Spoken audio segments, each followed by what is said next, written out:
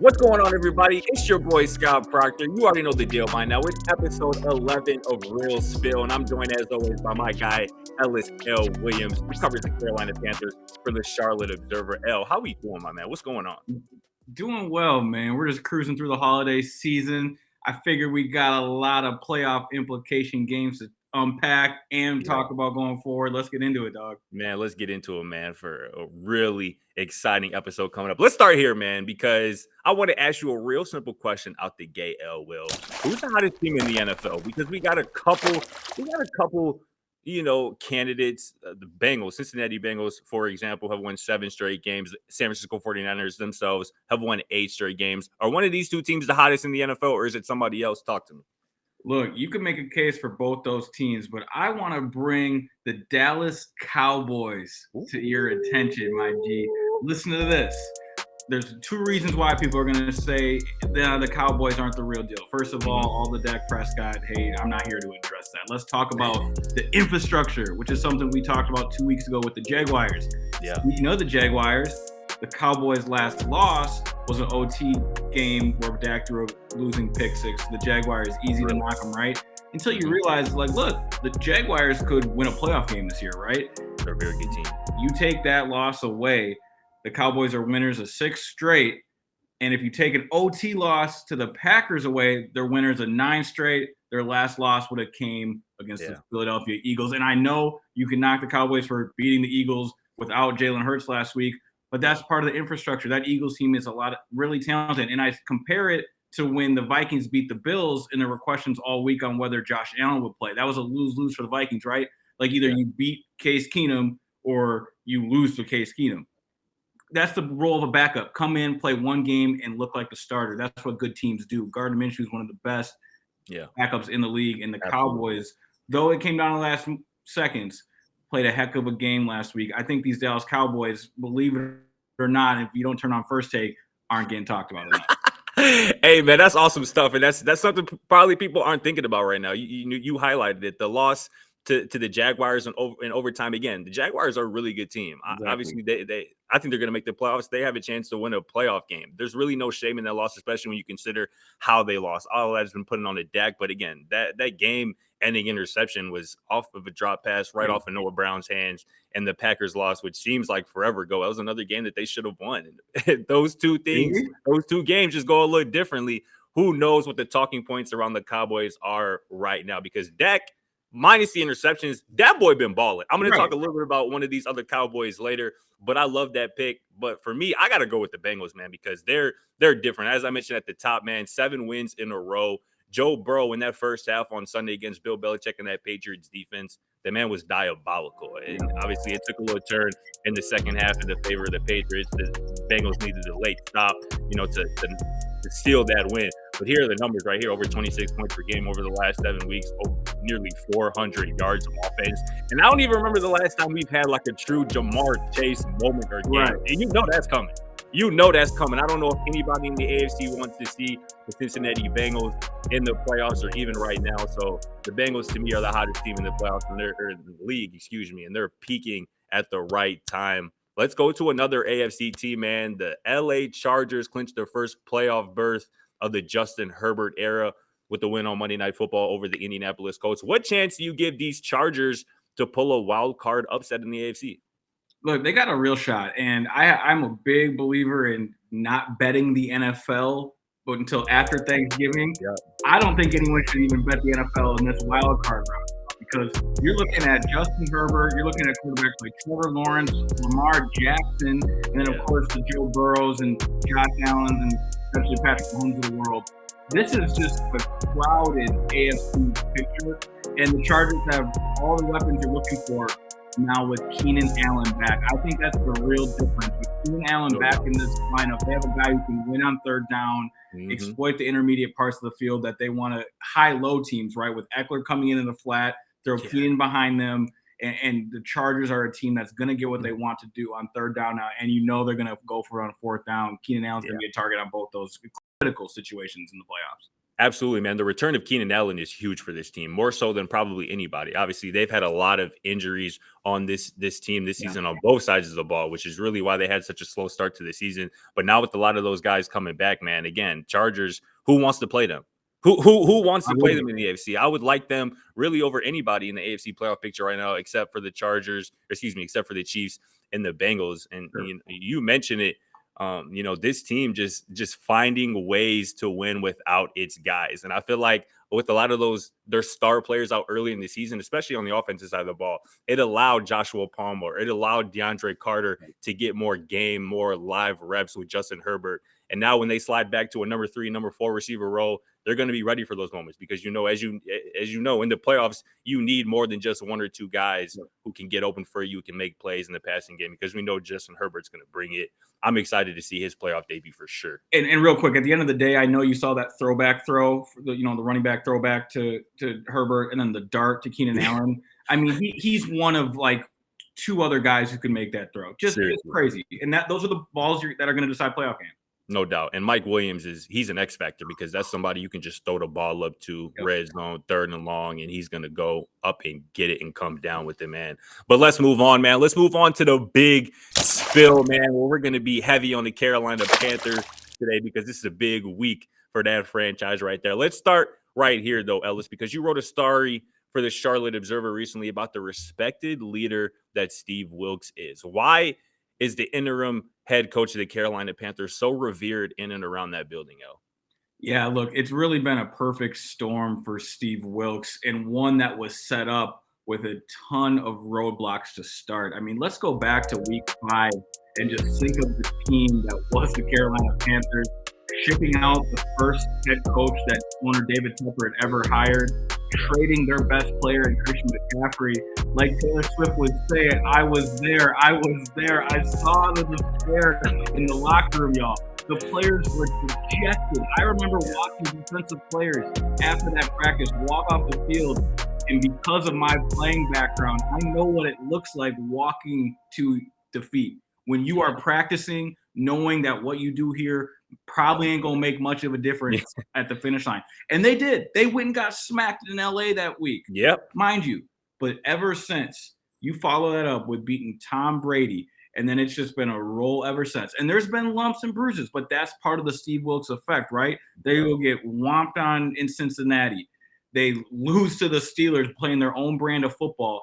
Yep. And then after this most recent win, when they set a franchise record for yards in a first half, total yards in a game, rushing yards in a game, both their running backs, Deontay Foreman and Chuba Hubbard, setting career highs on the ground. After the game, Steve Wilks told the press what he told his boys in the locker room. He said, I told y'all that this game was going to define our character, and look what we showed everybody. Man. I mean, look, that's the Steve Wilks effect. And then when you start asking questions about this man around the league, people just have a natural gravity towards the way he handled the cards he's been dealt. He's not going to talk about 2018 in Arizona. He's not going to talk about the Brian Flores discrimination lawsuit. He's not going to talk about what it would mean to get this job or what it means for interim of brown color minority to be labeled with that and then likely be set up to fail. He's not talking about any of it. He's just going out and winning football games, man. I mean, from Tony Dungy to Mike Tomlin to young coaches in this league who took the time to speak to me for that piece. I mean, I had to leave stuff on the cutting room floor that are just everybody giving this man his flowers, and they look well-deserved, don't they, brother? No, man, absolutely right. And you mentioned Tony Dungy. That's an awesome story. Everybody go check that on the Charlotte Observer. You haven't already. And one thing that I believe Coach Dungy mentioned, which I thought was just spot on, is how his first game this season as the interim head coach against the Rams, kicking Robbie Anderson off the sideline.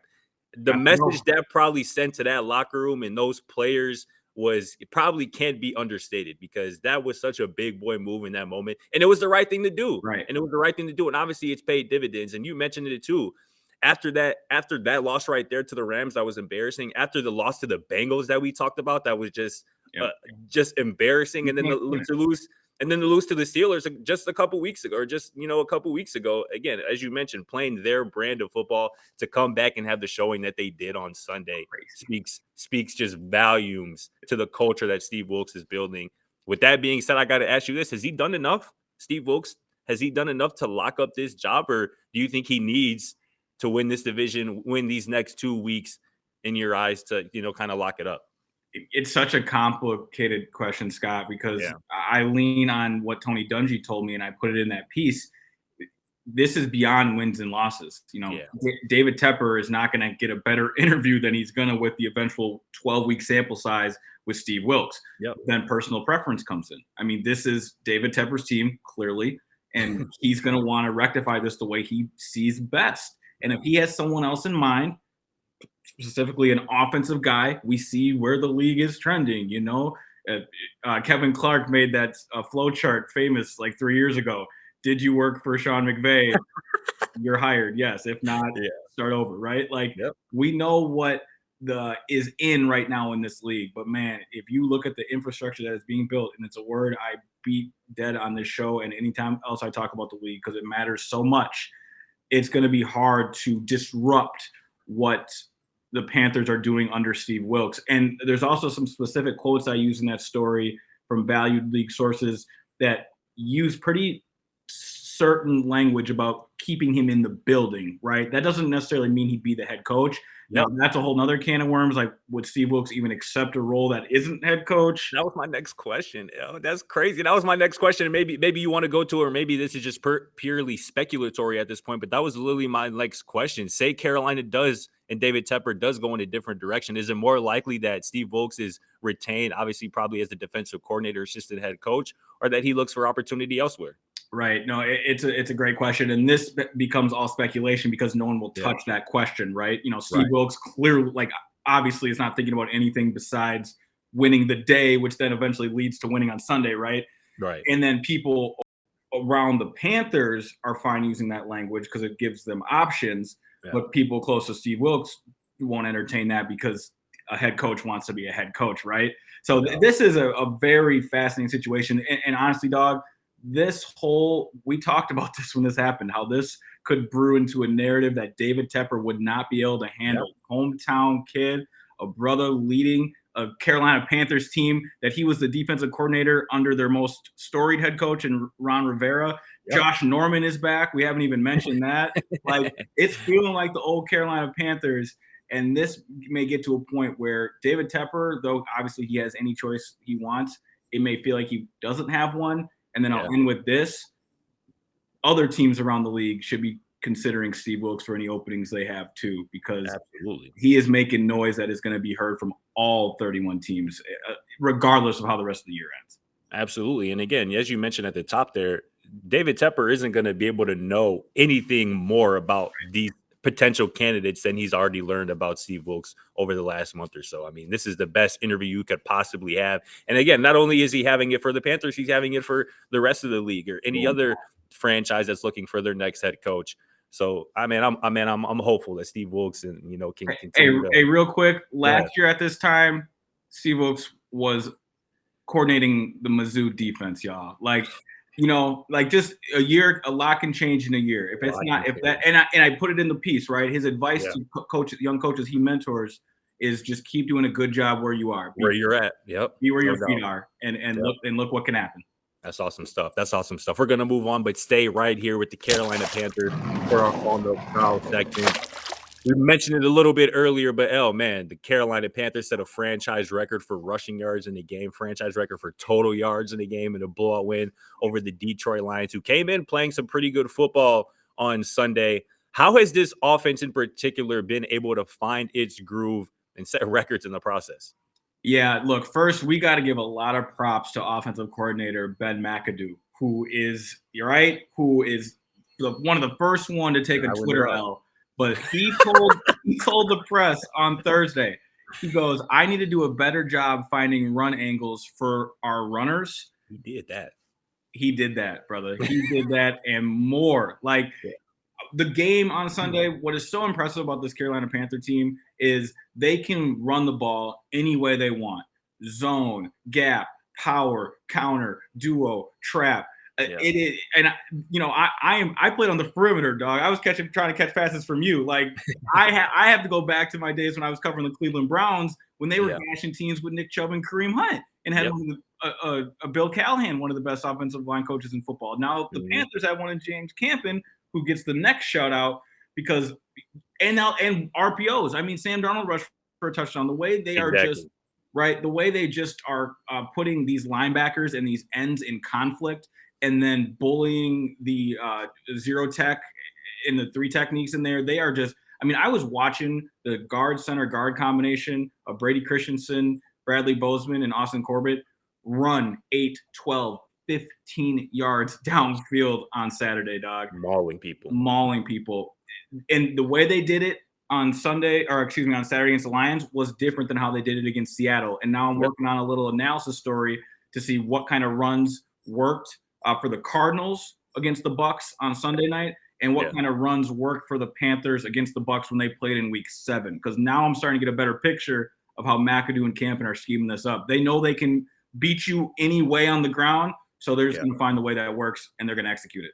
No doubt. I mean, it's been fascinating to watch because obviously the guys up front, the big boys up front, have been doing their thing for sure. But I mean, I got to look at the two backs, Chuba Hubbard and D'Onta Foreman. You mentioned, I think, a couple weeks ago, D'Onta Foreman slept on was one of the best college football running backs that we've seen in recent history. And Chuba Hubbard was arguably better. He was really, really cold at Oklahoma State. And obviously it took him a little bit of time, it appears, in the NFL to kind of get the ball rolling. And he also dealt with some injuries as well. But it appears that those two are forming a real duo.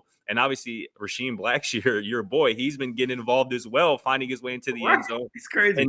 And Sam Darnold, again, another faction of this run game.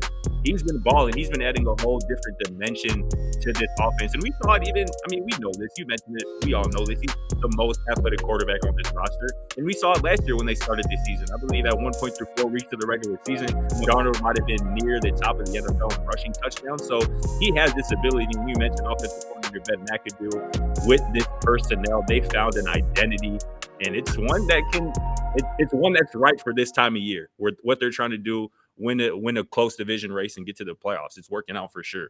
Real quick, because that's a perfect bow to put on it. This time of year, you don't want to be getting ran down on in these freezing temperatures. Demoralizing. Late in the second half, into the fourth quarter, thinking, we're about to get upset by the Carolina Panthers. I know they still need to make the playoffs first, but this is the brand of football nobody wants to see in December and January.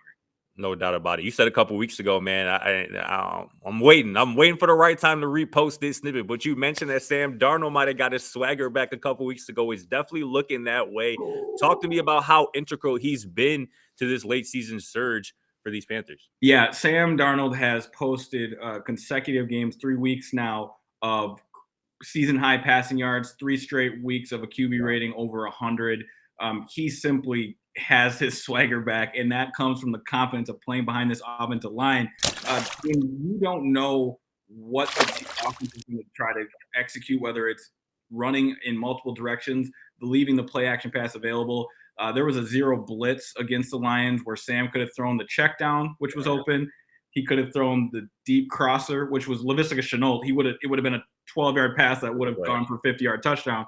Or he could have thrown DJ Moore a 50-yard post. He throws the post to DJ Moore on a third down. They're down on the 1. They score the next play. I mean, Sam Darnold is just playing with immense swagger right now because he's really playing with house money. No contract next year. This Panthers team wasn't expected to do anything. He was really their third option. Baker Mayfield, PJ Walker, now Sam Darnold. And now he might give David Tepper his first playoff appearance as the Panthers owner. Well, I mean, this would be a CW TV show. Just a corny one, but it's happening. It would be a corny one, but it'd be one that people would be tuned into every week, I would assume, for sure. I want to ask this about Darnold because you mentioned, how he's basically improved his play the last 3 weeks consecutively. I'm looking at some of his numbers now. While he's played well, and we both know this, he's definitely played well. He hasn't exceeded 250 passing yards in a game yet this season. He hasn't even exceeded 15 completions in a game this season. And while obviously their identity is with the running game, and Darnold is included in that, as we know, as we get to the playoffs late in the season, when teams can game plan for a running game, for example, and force a quarterback to make plays with his arm, teams can see success with that. Are we going to get to a point where Sam Darnold has to do more with his arm, or really just have to do more for this team to continue to win games? Well, we kind of saw flashes of that versus the Steelers, right? Like the Panthers set a season low rushing total against the Steelers 2 weeks ago, only gaining 21 yards on the ground. Their first series went 3 and out. They gained nothing. Their second drive, Sam came out, went 5 for 6, picked up 5 third downs through the air. The Panthers scored a 90-yard drive touchdown that had 87 yards completion by Sam Darnold. Jeez. Ending with a DJ Moore 5-yard touchdown. So Darnold in flashes has shown he has to do that, but here's the point.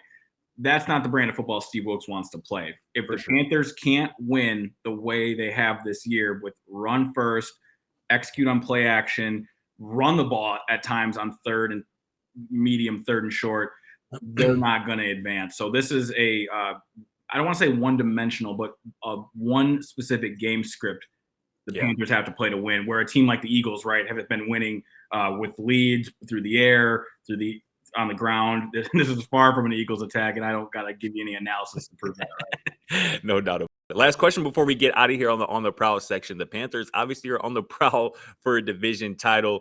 They can make headway, big progress in that pursuit on Sunday with a win in Tampa over Tom Brady and the Bucs. What do the Panthers need to do on Sunday to get that pivotal win?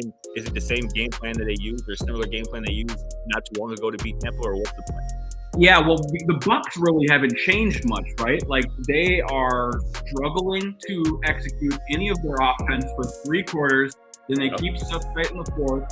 And then Tom Brady hangs around and finds some... Save us, Tom. Save us. Exactly. And then adds some intermediate completions to win the game. So I think this game has a potential to look a lot like Week 7. But I'm writing about it later this week. It is... a situation where you have a GOAT in the corner, how you think he's going to react. We just saw Serena Williams do this, brother. Like, if this is the GOAT's last stand in Tampa, what you think is going to happen? We'll revisit this next week. We'll see. We're going to see, right? Bro, that's hilarious, man, because it's so true. What you think gonna happen? Tom Brady in a must-win situation, what do you think is gonna happen? But in all seriousness, man, I'm expecting a fun game, man. I'm honestly truly inside hoping that Steve Wilks and the Panthers are able to pull one out. But as we know, the odds historically are stacked against them when going against the GOAT. But let's move on, man. Let's move on to nickel and dime, man. Talk about who was a 10 last week and who wasn't even worth a damn nickel, man. I'll let you start, man. Who was your nickel from last week? Talk to me. Yeah, look, so in this league, man, like, when you're in a situation where you got to do whatever it takes to find a way to remind myself that Geno Smith is in a situation where he has had all this momentum to rectify the league writing him off and him not writing back, going face to face with Patrick Mahomes, man. And those Chiefs got him. Those Chiefs got him bad. And it's okay because there's levels to this. I know that. But the way the year started for Geno Smith, you really thought this was headed somewhere. And now you're really seeing the situation that the Geno Smiths and Kirk Cousins about to catch a stray here, but the Kirk Cousins of the world get you, man. In those games, just 8 times out of 10, they're not enough. And you saw Patrick Mahomes have his MVP moment while Geno Smith's narrative got left him behind, man. Yeah, I ain't gonna lie, man. I can't blame nobody for losing to Patrick Mahomes and the Kansas City Chiefs. I'm just not gonna do it because that's gonna happen to 9 times out of 10. You absolutely right, though, man. Geno's been having a hell of a season, and Sunday was a big opportunity for him to further, how we think about him, how his just perception has changed over the last year. That would have been a huge, step in that direction for him. But hey, it's what do you call Mahomes, man? What's his nickname? Dumbledore? Dumbledore, man. That's too funny, man. He's just different, man. I don't blame nobody losing to number 15. I just can't do it. But my nickel, though, I gotta go with another quarterback, man. That's Mac Jones, bro. Because I believe you might have been there for this game last year when Mac Jones twists Brian Burns' ankle at Bank of America Stadium. Just a dirty play. Then earlier this year, he kicks Jaquan Brisker in the cojones on the slide. That was another dirty play. And then on Sunday, he tried to cut block Eli Apple, who had no bearing on the play, and almost blew the man's knee out. Again, just a dirty play. Mac Jones, at this point, there's too much evidence. He's the dirtiest player in the NFL, and that should just never be associated with a quarterback. So Mac Jones, you're not even playing that well, first off, and then you doing this stuff. I just can't rock with it. Mac Jones, you're my nickel. My dime, though, you mentioned the Cowboys at the top, man. My dime is CD Lamb. I got to be honest with you. A look behind the curtain. I gamble a little bit. I dabble a little bit in the player props and whatnot. I saw CD Lamb's receiving prop over the weekend at like 77.5 yards. I said, oh, he's playing the Philadelphia Eagles with Darius Slay and James Bradbury. No, that's what I should have did. I took the under. Oh, I said Philadelphia been locking fools up. James Bradbury, Darius Slay, they've been clapping for. This is an easy under. This man, CD Lamb, must have cleared that prop in the first quarter, man. You see the numbers on the screen right here. 10 catches, 120 yards, 2 touchdowns. One of those touchdowns was purely spectacular. Purely spectacular. Nobody has done the Eagles secondary, which has been great all season like that. CD Lamb is special. He had a special performance on Sunday and a big win for the Cowboys. He's my dime of the week. Who's yours? Hey, man, sounds like you could have gave yourself a nickel for that under, too. But, we can talk about that next week. It's not going to take me as long to remember my dime because he's in the end zone over and over again. How could you forget that man, Austin Ekeler? We haven't talked about him much on this show just because it is the model of consistency. Yeah. I was watching that game on Monday night, and I think it was Troy Aikman shared, Joe Buck probably. Ekeler has scored 31 touchdowns in his past 35 games. You know, I could have texted you right there and said, that's my dime. I mean, come on. I mean, do we not – football not to score touchdowns? And all this 5'8" light-skinned brother does is get in the end zone. He is a champion for everyone out there who just wants to ball and live in the end zone, baby. Even though they've never believed in you, Austin, you getting the dime this week because you have made a believer out of this entire league, man. It is impressive to see you live in what should be called the Ekeler zone, man. He's on a run and he's years now. He's different for years now. That's absolutely right, man. One of the best running backs in the entire game. Probably one of the most overall players in the entire game. And he's been doing it for some time now, man. Ever since he got Melvin Gordon up out of a Chargers uniform, man, he's been doing big things.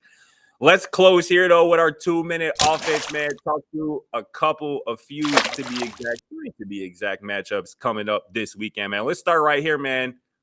Your hometown Minnesota Vikings going to Lambeau Field to do battle with Aaron Rodgers and the Green Bay Packers in a pivotal NFC North matchup with the Packers still trying to make the playoffs. Somehow they're still alive. What do you make of this matchup? Who you like in this one? Well, look, if I have to guess what's going to happen, it's going to come down to the fourth quarter, probably the final drive, and one of these teams is going to have to make a field goal, and the Vikings are either going to be 12-0 in one-score games or 11-1. How's that for data?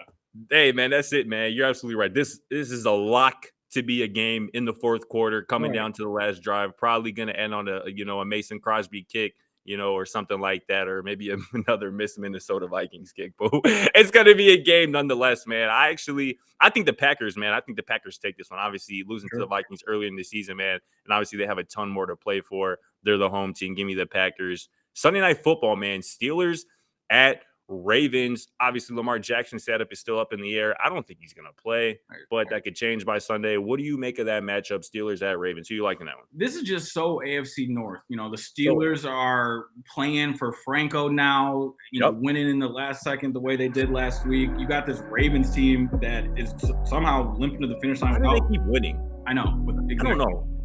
So I'm going to take the Steelers just because that boy George Pickens, man. Yeah, he's different, man. I agree. I like the Steelers too, man. I think Kenny Pickett might have turned a corner here over the last couple of weeks. Mike Tomlin clearly has the hold over the locker room. He's still proven week in and week out that he's one of the best coaches in the entire NFL. Give me the Steelers and another big win.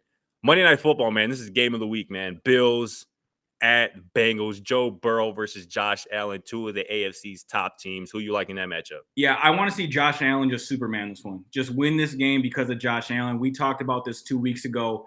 Though the 2 and 3 seed in the AFC is going to have a chance to eat each other, right? There's going to be some cannibalism there between those two teams. The Bills winning this game would be huge for their Super Bowl chances. Let's see Josh Allen be Superman. No doubt about it. Give me the Bengals, man. I talked about them at the top as the hottest team in the NFL. I expect one of those Jamar Chase games, man. It could be time on Monday Night Football. Give me the Bengals, man. But it's been a blast, man. This has been a fun episode 11 of Real Spill. It's your boy Scott Procter for Ellis L. Williams. We'll catch you next time on episode of Real Spill. Thanks for watching. Feel free to check out our other videos and don't forget to smack that subscribe button down below while you're at it. Also, for more great and original content, head right over to bvmsports.com.